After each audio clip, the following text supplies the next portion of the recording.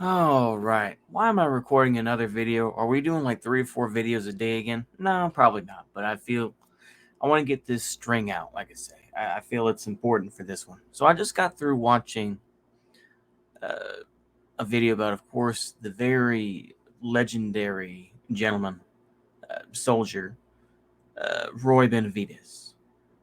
And of course, I will try to, once I upload this video, I'll provide a link where he talks about his own story. This is later on. This is probably in the 90s when this was recorded. He passed away in 1998. But if you watch through this video, and if you've lived in Texas any length of time, you'll know that there's a difference between older Hispano generations versus newer Hispano generations. And of course, like I said, it's never one thing or the other, and there's plenty of overlap, but he's got that Texas drawl. He's got that Texas drawl going on. You could tell that, he still speaks Spanish, this and that, but he's got that, you know, worked in the fields. I'll just tell kind of briefly his life because it is amazing. It really truly is. Father died at 2 of tuberculosis. Mother died later on. Worked with his grandfather and uncle. I imagine as pickers throughout Washington State, California. Married later on, became part of the Army National Guard in 1955, and then decided to go active duty. Went through all the training to become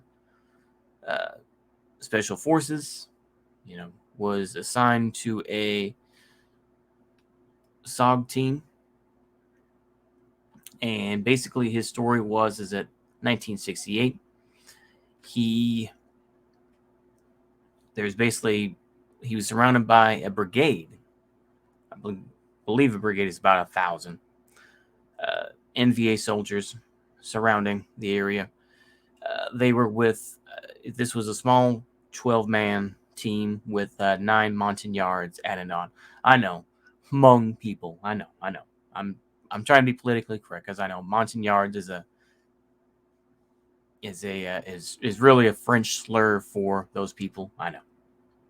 Anyway, it goes to show my lib sort of attitude, but you got to be careful. Anyway, so with the Montagnards there, called in, for the choppers to come in. Went back and forth collecting people. Was shot numerous times. Was bayoneted by an NVA soldier. Killed that NVA soldier and continued on. Saved 8 people. He was wounded so much that they thought he was dead. About to zip the body bag up. Battle buddy came up, said, hey, he's not dead. The doctor, one of the doctors said, oh, he's dead. He spit blood into the guy's face. Transported to Fort Sam Houston. Learned to walk again. Basically, they said he wouldn't be able to. Amazing. Well, hold on. Let me finish. But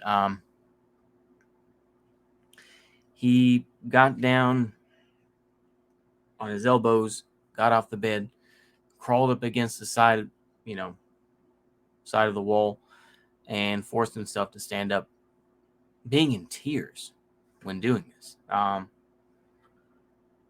And he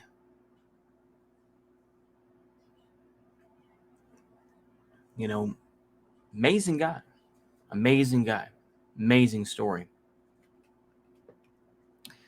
But I think in time, and of course what happened afterwards is that he was given the Distinguished Service Cross.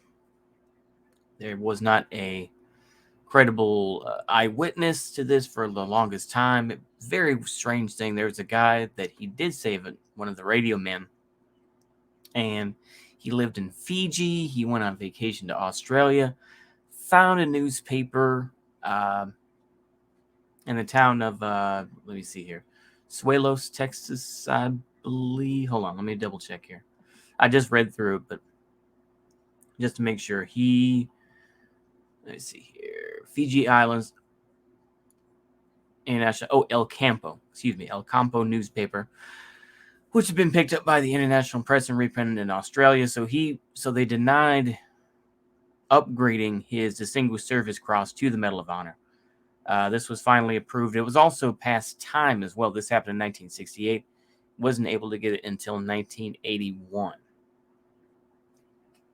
So amazing story of when he fully got out of the United States Army. He was a master sergeant, as you can see in the photo here. But if you listen to him, he's more of the old school Hispano. He's more of that guy who blended in. He learned English and was able to make his way in it, and to say to himself, basically say, became more of the sort of blood and guts, give your life for your country sort of stuff, right? And that's what he did. He was a public speaker, but he did fight for example, he did fight for Social Security benefits that were going to be cut off.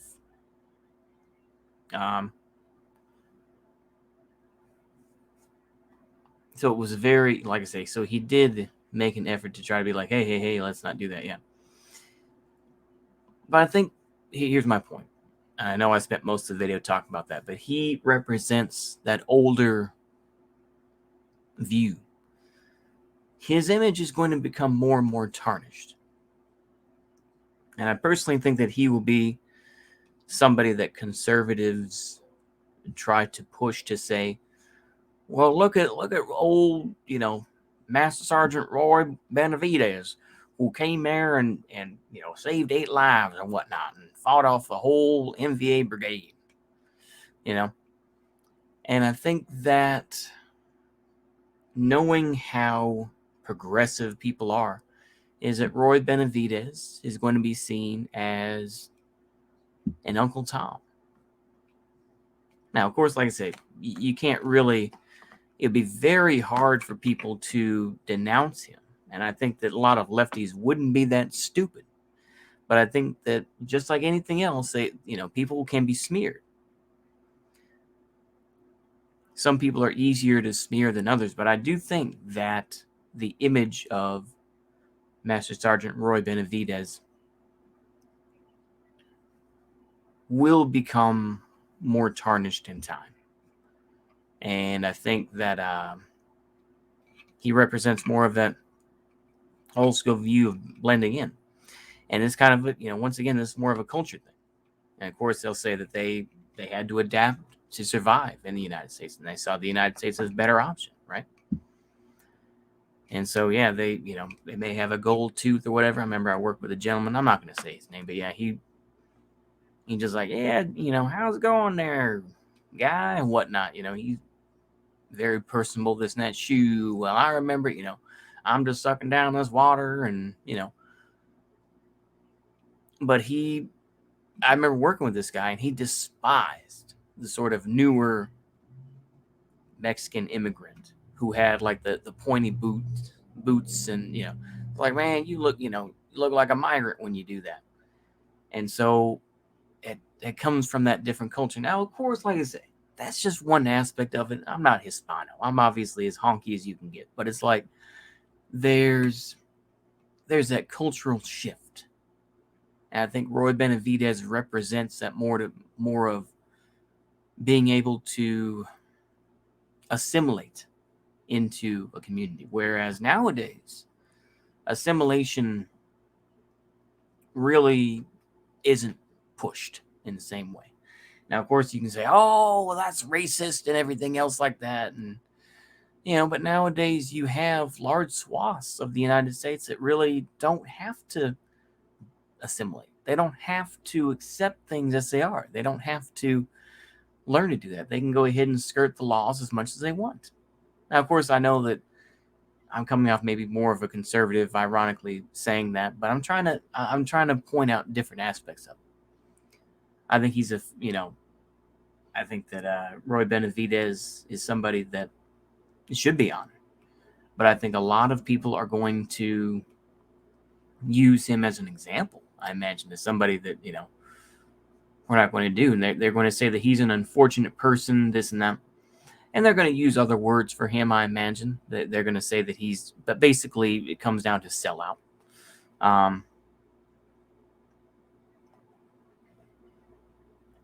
Yeah.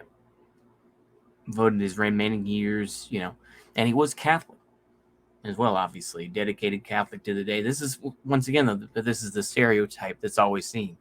This is what some right-wing folks try to say is that, my based Hispanos, this and that, because they're traditional and I've even played this up as well. But it's a different matter later on, right?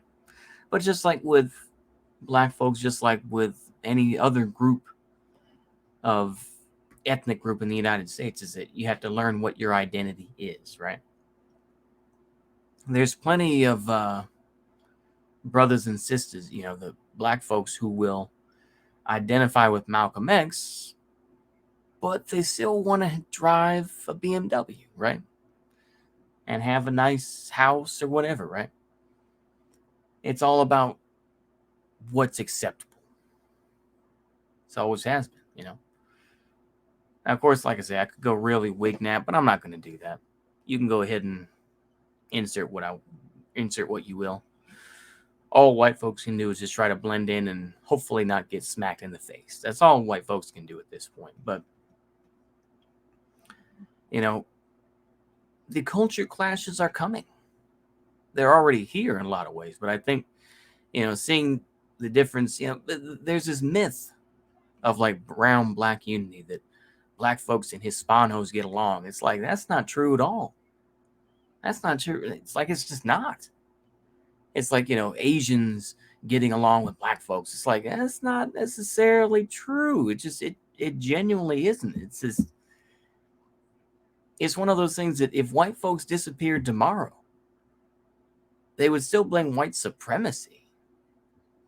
And of course, that definition changes, of course, but those tensions are still going to be there. So I don't really know where I'm going with this, but I think it's important to say, and I spent most of this video talking about Roy Benavidez and his amazing life.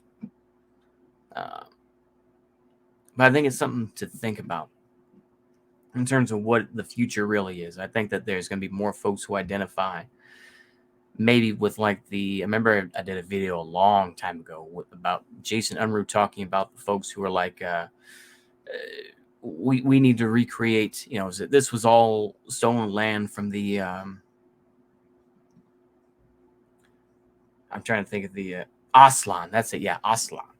And the LARPers who are like, yeah, this is all our land, and the pro-blacks and whatnot fighting each other. That's kind of the way things are, isn't it? And you're going to see these fights come up. And so, but the mainstream folks are going to be trying to push for unity, but those tensions are going to be there. And people are going to try to identify maybe with like the Incas or the Mayans or whichever, right?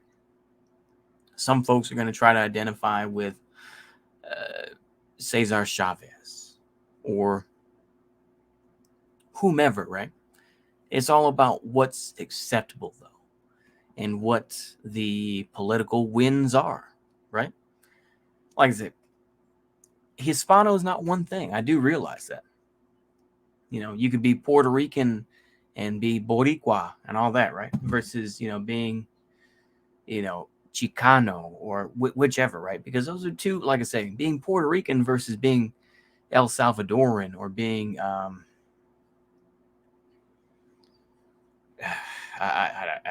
whichever you want to say. Those are differences. And they can tell. It's just like Asians know. They can tell. It's like, oh, okay, he's Chinese because he's got a big nose, or he's Korean, or he's, Vietnamese or Filipino or whichever, right? And it's like they can tell, be like, oh yeah. And they know. That's not something that white folks created through racism. It's like they always felt that way. Anyway, I think I'm just spurging out and just kind of being real schizo, but hopefully you were somewhat enlightened by that story, and hopefully the memory of Master Sergeant Roy Benavidez won't be as tarnished as I may think it will. But I think that he's going to be, I really do think that someone like that is going to be seen as an example of somebody that needs to be, called out. I think that's unfortunate. But anyway, I think that's all I got. See you later. Goodbye.